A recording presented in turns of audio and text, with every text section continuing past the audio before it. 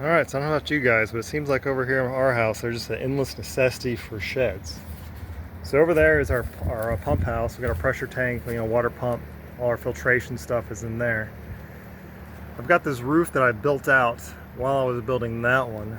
So in this area will be the location for our battery bank and inverter. I'm going to move it over from over here on this side of the house, this uninsulated box that I have everything in right now. There it is. To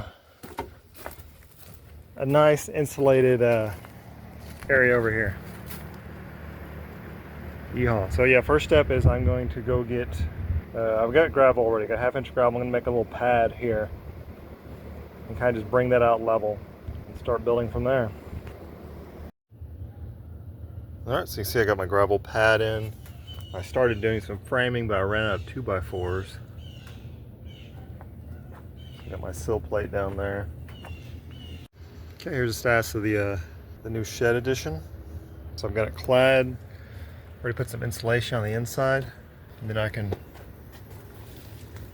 put a door on it. Here's my insulation store.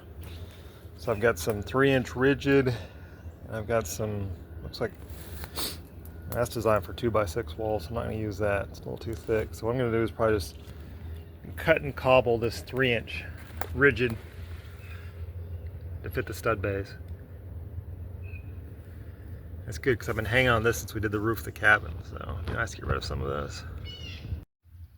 Okay, so I got the exterior trim attached around the door to the this 1/2 inch plywood using these little metal brackets. Let's see if you can see this one better.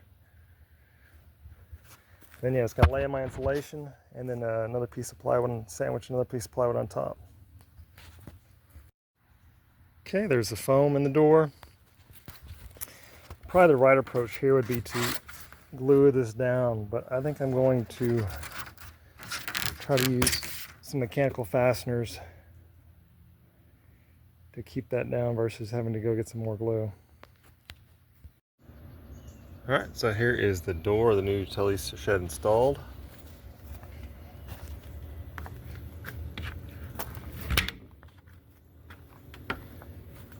And so yeah, what I did to keep this back panel is on, it's kind of inelegant. I just sort of pinned it in with some screws there. I probably should have glued it, but since it's just going to be on the inside of the utility shed anyways, I don't think it's going to hurt too bad. And here's inside the shed. I put, because I'm going to have a battery in here, I put this concrete plasterboard on all the walls. This is an earthen wall, so I'm not too worried about this catching fire.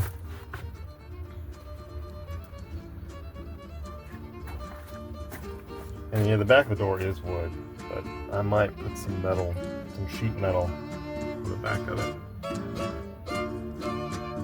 So yeah, once we get all the batteries in, we can start installing those.